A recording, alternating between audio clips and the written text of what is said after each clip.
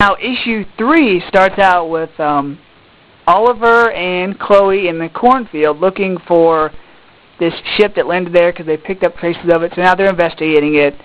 I'm so over them. Like, Green Arrow, he's okay, but Chloe, I mean, I'm really, really surprised that she made it this far in the show.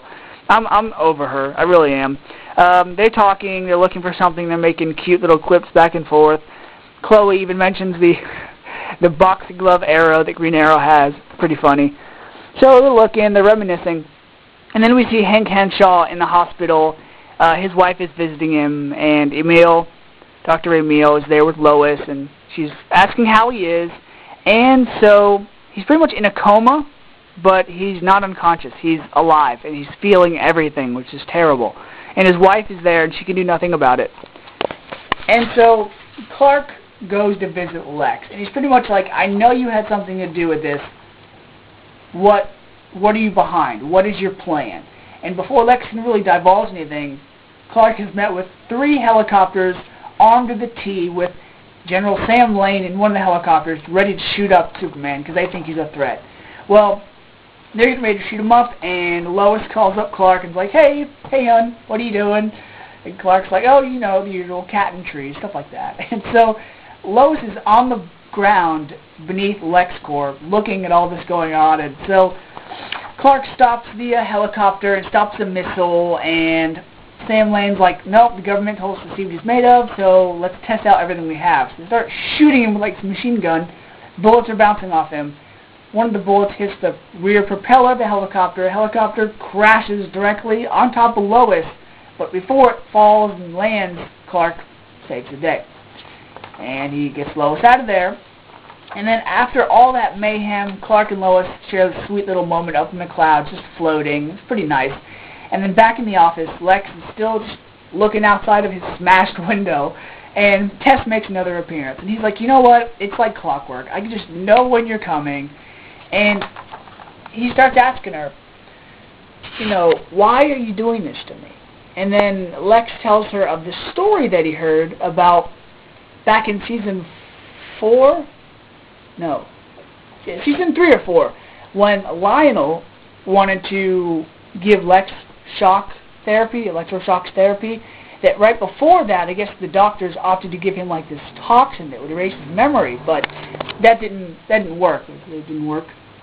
It proved problematic, that's what he says. So then they went ahead with the electroshock therapy, and then there's a story being told of this inmate that was given the toxin by this doctor, but shortly after, the inmate killed the doctor, but after the toxin was administered, claimed to keep seeing the doctor. So that's pretty much what they're getting at here between Lex and Tess. Lex is like, well, I'm getting smarter, but unfortunately I'm dealing with the same side effects, where I killed you and you're haunting me because you applied the poison to me. Back in the cornfield, Oliver and Chloe, they find a huge burned footprint in the ground. That meant whatever landed in the cornfield came at like a high velocity. So then they whip out guns and arrow, and they're getting ready to find whatever's in the cornfield.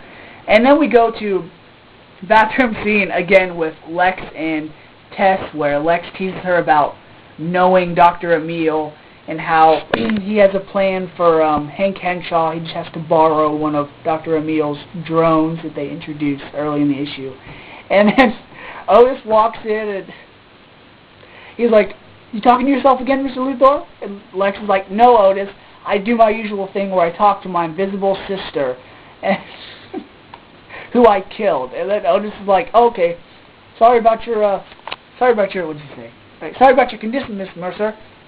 And Lex is just, Otis, you're an idiot. I'm so glad they introduced Otis into Smallville. That's so good. Alright, and then, so Lex goes to visit Hank Henshaw, who's now incorporated into one of the drones. Again, I really didn't like how they're like, oh, we're going to introduce Hank Henshaw. Okay, now he's going to become Cyborg Superman. I didn't like that.